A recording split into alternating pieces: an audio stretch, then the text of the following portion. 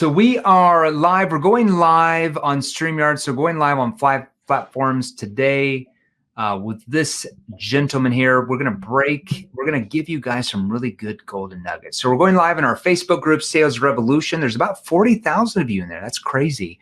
Going live here on the Facebook business page. I think there's about 80-some thousand of you run around in there. My Facebook, LinkedIn, and good old YouTube. Just got verified on YouTube the other day.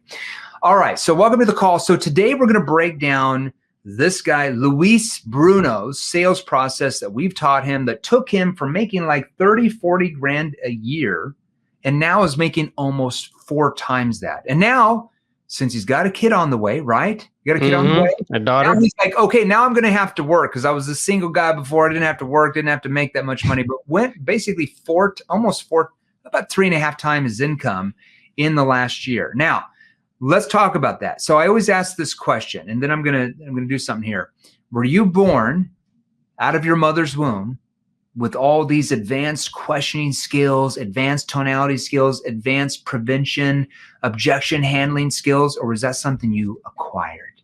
I acquired it. I wish I knew better, but no. Actually, you're gonna notice my accent. English is my first. It's not my first language. Okay. So I had to learn how to translate all of the NPQ into Spanish as well. So yeah. All right. Now, if you are brand new to the Sales Revolution Facebook group, or you just started following me on YouTube or LinkedIn or anywhere, I'm Jeremy Miner. I'm the chairman and founder of 7th Level. We're a sales training organization that trains salespeople exactly like you watching me right now. Jerry Pollard, I was born with it. All right, Jerry, good for you, brother. I've never met anybody that was born with advanced questioning skills and advanced tonality techniques. That's crazy. Congratulations. Your mom must have drank the nectar from the sales gods for him to be born with that. I love that, Jerry. Well done. All right.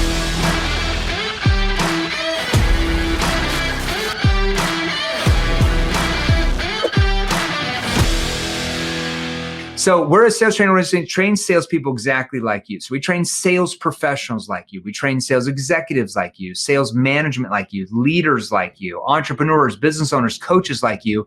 And we train you, we help you transform the way you and your team sell by learning specific skilled questions and techniques that, lo and behold, work with human behavior rather than work against it. Now, what do I mean by that? Now, those are known as neuro-emotional persuasion questions. That stands for NEPQ.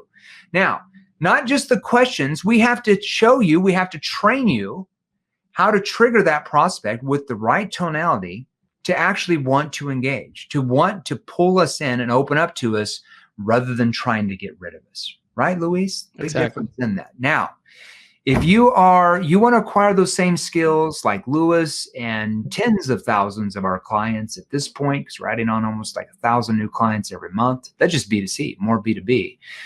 You want to acquire those techniques. You want to start learning. If you want to start making 10,000 a month in commissions in your industry, if you want to start making 15 grand a month in your industry, or 20 grand a month, or 25 or 30 grand a month plus in what you sell right now, like our clients are. I can pretty much assure all of you watching me right now, we have clients who sell exactly what you do that are making 3 to 5 times plus more than you. And they're not cooler than you.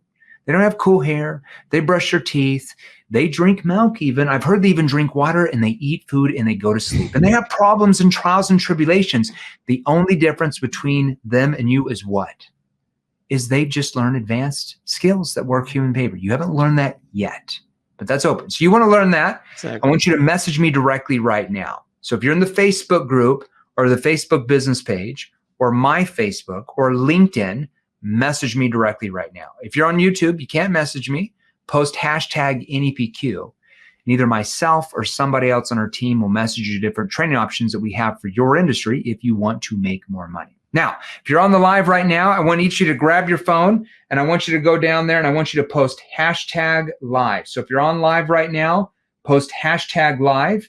And if you're on the replay, I'm going to have you post hashtag replay. So if you're on the live right now, I'm going to have you post hashtag live. On the replay, post hashtag replay. All right.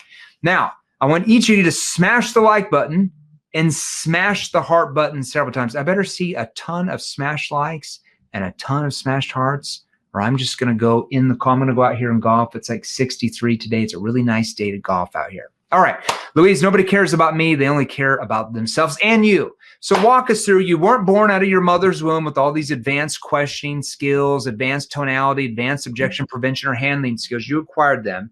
But I think, tell everybody what you sell. What industry are you in? I am a residential sales agent, meaning a real estate agent here in Savannah, Georgia.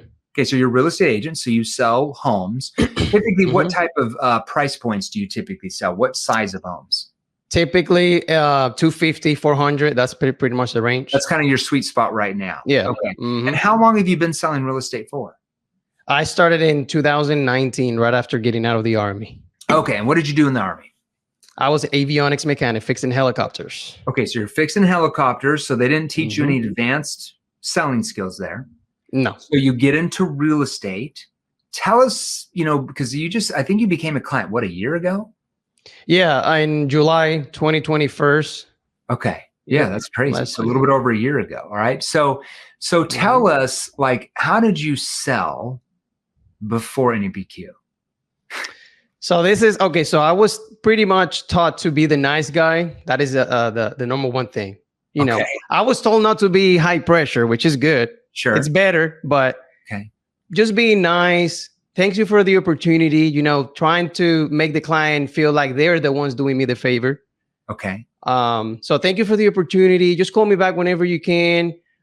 Please reach out to me tomorrow. Hey, I'll be available today the whole day, So you didn't have like this structure. You were just kind of leaving it up to them. And as we all know, on the flip side, doesn't really work that well either. Yeah, no, like they have no respect at all for that. Yeah. It just goes you. Yeah. So they don't view you as like the trusted authority. They don't view you as like the trusted expert when we're like that. Now, on the flip side, we don't want to be like, manipulating, pressuring, because that obviously triggers sales resistance. So there's a medium balance there. There's a structured balance there that we have to learn. So a year and 2 months ago, okay, because you're making, I think you said like $3,000 a month or something. Yeah. What caused you to be like, man, I don't want to make $3,000 a month. I need to learn more advanced skills. Like, what was going on in your mind that caused you to be like, I need to learn more advanced skills? So the turning point was basically me going door to door every single day, sweating, getting hung up on the phone. Yeah. People giving me, even on the phone, sometimes they give me their email or whatever, then finding out that the email address doesn't exist according to Gmail. Okay. So they're just lying to me, people not getting back to me. And then I was driving one day listening to Bradley's podcast and I heard you. Okay. And I pay attention to that. And I'm like, man, this guy, I'm just going to get on YouTube and see what he got. So I watched a few of your YouTube videos and then I joined the group and boom, ended up on the inner circle. You joined the group and you kind of skipped even NEPQ 2.0 or you even skipped like advanced 3.0. You're like, man, I would just want to go straight into advanced inner circle. What caused you to want to do that? Honestly, this is a confession. When I booked the call with you guys, I said, there is no way I'm going to spend any money. Okay. There's no way. And then after that, I was just talking to Bill Wash. Yeah. And a few of the consequent questions, he made me realize that I'm way behind of what I'm supposed to be doing. So you're losing money that you could be making if you had the right skills. Yeah. Right.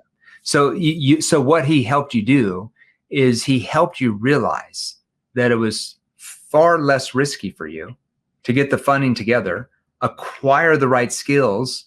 You make 4 times the money, right, in your job than it is for you to do nothing at all, stay in the status quo, keep selling the same way, and your income stays the same.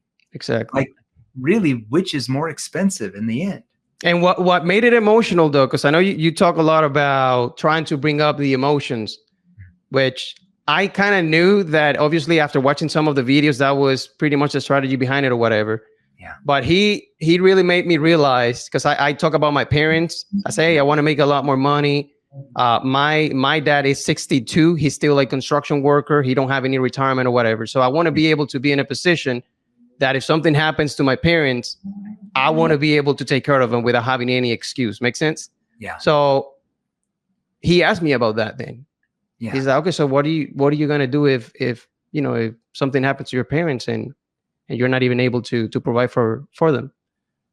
Yeah. And made me realize, and I felt like I had to do it. Yeah, it's a consequence question. It is. Because what would have happened if you didn't get in the training? Mm-hmm. Where would you be now? I'll be having a daughter and no income. Yeah, exactly.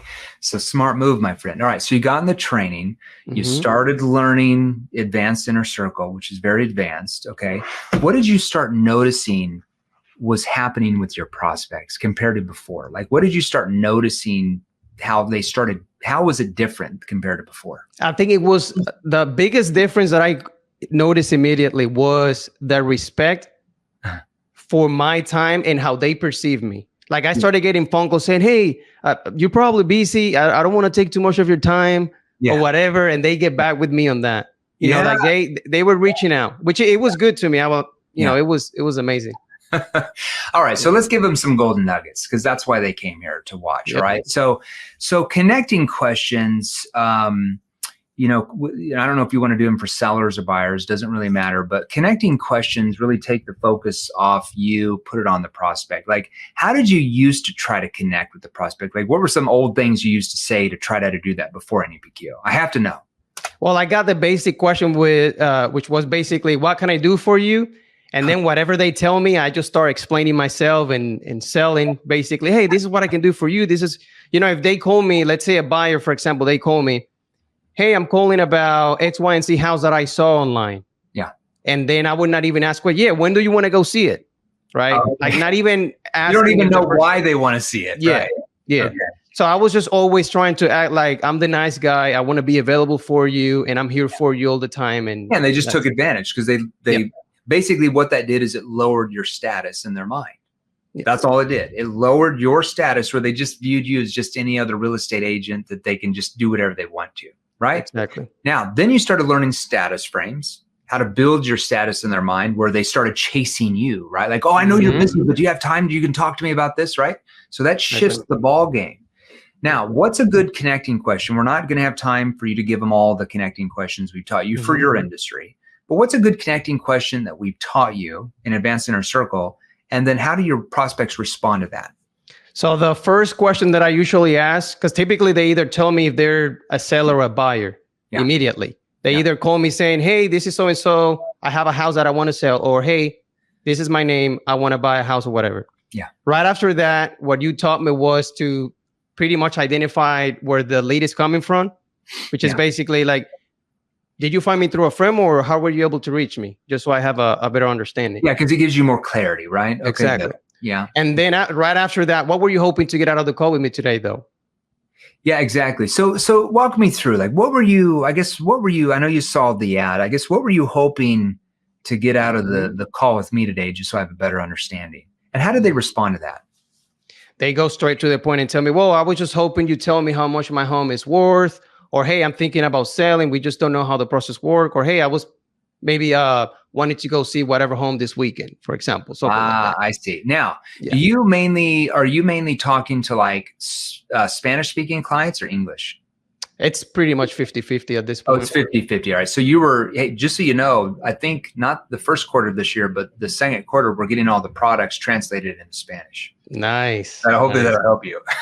Okay. Nice. All right. Because now you're translating on your own. I feel bad for you.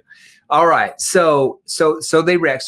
So basically they build status in their mind. Now let's talk about, there's other connecting questions you've got to ask for your space too, but we don't have time to go through that. Situation questions, because now you have to help them and you find out what their real situation is. We do that by situation questions. So what did you do before to try to find out their situation? I was taught to ask them if they have an agent. Why? Because you should, find out if they have an agent, because if they don't, you should become their agent, sign a contract with them, and you don't show them homes unless you have a contract. Okay, so what do you do now? All I do now is basically ask them, what are you currently doing to find homes? So tell me, what are you currently doing to find homes? Now, you might say, people might think, okay, that question doesn't even sound like the first one.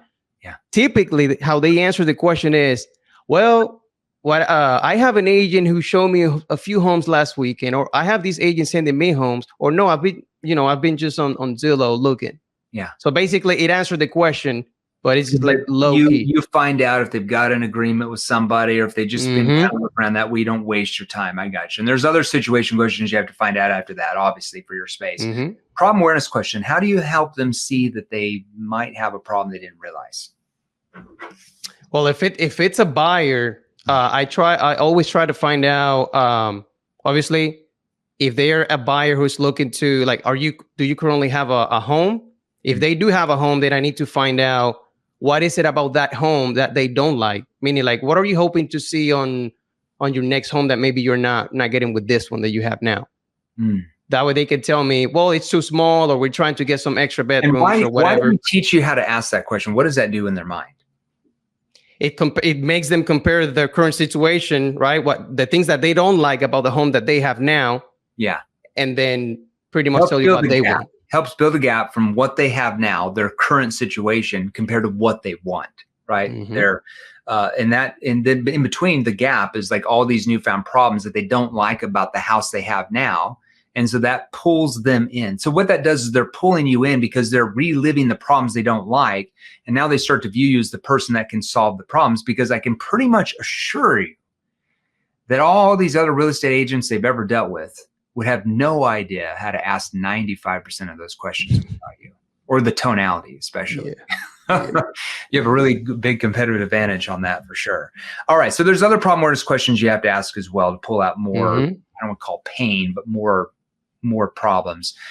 Solution awareness questions is where you help them find out, like, what is their future going to look like once these newfound problems are solved and they have this property that they always wanted. What's a good solution awareness question that we've tried to ask? Just give us one.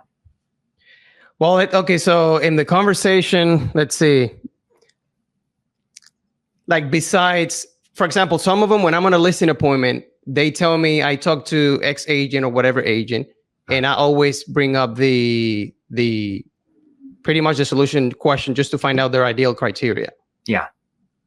Right. Like, what would be, like, besides getting top dollar for your home, you know, like everybody wants top dollar for sure. Right. And selling the home fast. Like, what would be your ideal criteria, you know, in terms of having an agency to find a buyer and what are you looking for in an agent to represent you? I mean, besides just selling the home quickly for top dollar, because everybody wants that. What are you looking for when you're working with an agent? Just so I can understand that. Oh, I'm looking for this, something that you can clarify and probe off that. Now, there's a lot more underneath that solution awareness questions we have to ask as well. But at that point, then we go into consequence question. Why don't you give us an example? You gave us an example of what one of our reps asked you, a consequence question about your selling process and results, right? That triggered you to be like, oh crap, I need to do something if I want to make more money. Because if I keep selling the same way, if I keep saying the same things, I keep making the same money I am now. Nothing really changes, right? So his consequence question allowed you to see the consequences if you didn't do anything, right? Exactly. So I use the consequent questions more about pricing, because that is the number one thing that sellers don't like, you know, that they don't agree with you as much. So I ask the question, so what are you going to do if, let's say, we list the home for that price that you said, and 4, 6, even 6 weeks after, you don't even have an offer? Like, what are you going to do if all the potential buyers think that your home is, I mean, that what's wrong with your house, or that your home is overpriced? What are you going to do then? Or if the home is under contract and they don't want to reduce the price because of an appraisal, I can use the consequent question and say, well, now, what are you going to do if we don't reduce the price like the appraisal suggested, and then your property come back on the market, and then we have to start over from scratch trying to look for a new buyer? What are you going to do then? How is that going to affect your plans? And how do they respond to that? They immediately pause, basically trying to calculate, like, oh, okay, so if it takes it a whole month to find another buyer, plus another 30 days post closing, that's like two more months basically that you're waiting. So so what happens if you don't do anything about this? You have it listed for this price, which is, you know, about 10% more than the comparable sales in your neighborhood. And then after 3 months, you still haven't had an offer. Like, what happens then? Well, I would do this. Well, and in the turn, what happens if, like you hear on the news, the housing market starts going down And now your house isn't just sitting there for 3 months, but now it's setting for 6. Like what are the ramifications for you guys at that point? See, you could kind of mix it up with different consequences. Yeah. Those are really good there. All right. So we won't talk about kind of your presentation thing. We don't have time for that because we taught you how to do all that. But what's a good commitment question that you learned how to ask to get them just to commit to take the next step and authorize the agreement with you and let you have the listing? My favorite one is basically just saying, is that something is this something that you feel comfortable with, or is that something that you feel might work for you? Yeah. Those two are the ones that pretty much get the job done. Do you feel, or here's another way. Do you feel like this could be the answer for you? Or do you feel comfortable with that?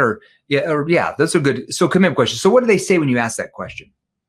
Typically they just said, they either say yes, but that way they can either tell me, but, or I wish this, or I wish that. That's usually how it goes. So they'll say, yeah, I do, or they'll say, yes, I do, but, and then they tell you their real concern. And that's why we ask it that way, 100%. All right. Well, Luis, congratulations. I have to ask, so you're married now, you've got a baby on the way, right? Mm-hmm. Yep. Okay. I'm not married yet, but I do have a baby. Okay, but you're with somebody having a baby. Yeah. I live with my girlfriend, so. Common law marriage. All right. Pretty much. I have to ask, this is how I know if we're doing a good job for our clients. Does your significant other like that you learned and got into the training? She does, for sure. She saw your face like 150,000 times. So all right. So I know we're doing our job that way. Okay. You're welcome, right? So let's be realistic. Going from 30 grand a year or 35, 40 grand a year to whatever, to what you were making. I made 9,000 my first year and survived with credit cards. That was before the 40,000 your first year. And then you made 40,000 the next before NEPQ. Mm-hmm. And now you're up to like 130 or somewhere in the 6 figures, now getting higher than that. 114,000. I got six more pending deals, which should be about another 40,000. Okay, so you're going to end up around 150 your first year after going through NEPQ. So good job. That's a good start. Now, here's what we have to do.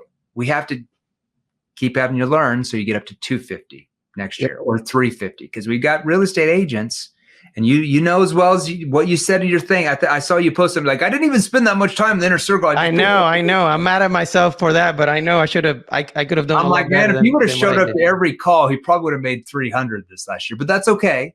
Because we have agents in your industry that make $500,000-600,000 a year, $1 million a year, and I know you can get there. You just got to put more time in it. But I wanted to congratulate you because making almost 4 times the income just in 1 year. How has your life changed? Oh, I'm debt free completely. Okay, I'm telling you, paid off my car, paid off all my credit cards. Good. This is a studio now. I don't even live here anymore. Okay, so, man. Yep. Congratulations. Any last words of advice you want to give to anybody that's like maybe brand new in sales that wants to learn, or maybe even a vet, like a vet who's been selling for 10, 15, 20 years? Any last words of advice you'd give them? I can tell them this. It's only going to work if you work. And even you should take me as an example. I admit it. I didn't role play with people. I didn't spend hours like I should have, done. Yeah. And like you said, I can be way ahead of what I am right now. Yeah, I mean, just so you know, from 40 grand to 150 grand is really good. Had you made it to all those training calls, or like 80% of them, I guarantee you would have made probably close to double. Yeah. So it works, definitely works, and I have zero regrets about spending the time and the money to get better. Good for you.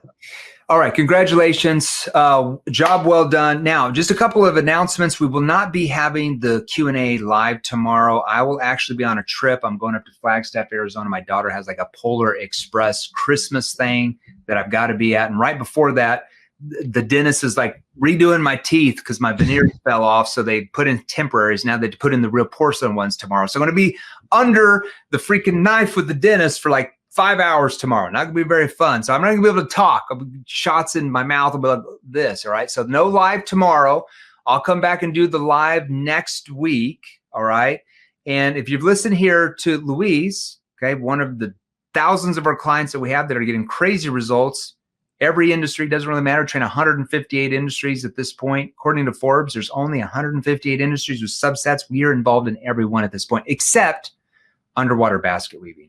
Luis, if you know somebody in the underwater basket weaving industry, we've not cracked the code yet. So give us some connections there. But no, on a serious note, if you want to start making your first 10 grand a month in commissions in your industry that you're in now, or 15, like Luis has gone up to now, and I'm pretty sure in the next 3 months, he's going to get up to 20 or 25,000 a month. Or if you're already making 20, you're like, how do I learn skills to go to 30,000 a month or 40,000 a month or higher? Because I can assure you, watching me in this black shirt, we are training people and companies in your space that are making 3 to 5 times plus more than you are watching me right now. And they are no different than you. The only difference is they've acquired skills that work with human behavior. They're learning in EPQ, and that's why they are outproducing you. Okay. So you want to acquire those skills, message me directly right now. So if you're on LinkedIn or the Facebook group or my Facebook or the Facebook business page, message me directly right now. Okay. If you're on YouTube, you can't message me directly right now. You'll have to join the Facebook group to message us. Now, if you're on LinkedIn, you haven't joined the Facebook group, we're going to post it in here. You're welcome to join that. We don't charge you for the Facebook group. You can go to salesrevolution.pro, salesrevolution.pro. And right when you join that, check your DMs. Somebody on my team will message you over a free training called the NEPQ 101 mini course. We go live in the Facebook group about 3 to 4 times a week. That's how Luis found us, right? Luis found us. Yep. There you go. Luis, your gift, man. Well done. Congratulations. We'll let you know when the products get translated into Spanish, so you don't have to translate it over for yourself. All right. All right, man. Thank you. All right. Well done. Congratulations on your success, man. Hey guys, if you enjoyed these, here's another you can watch right over here, right over here. Join our free Sales Revolution group. Click the link below, join us, and we're gonna help you. Thanks for watching. We'll see you real soon.